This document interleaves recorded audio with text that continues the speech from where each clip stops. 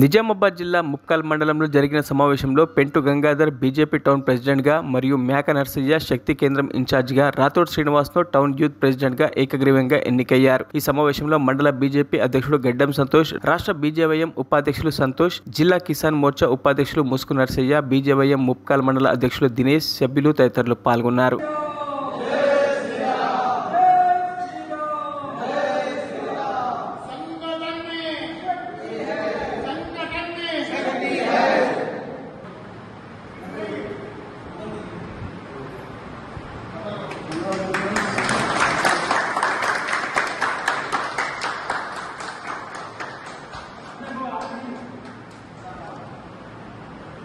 slogan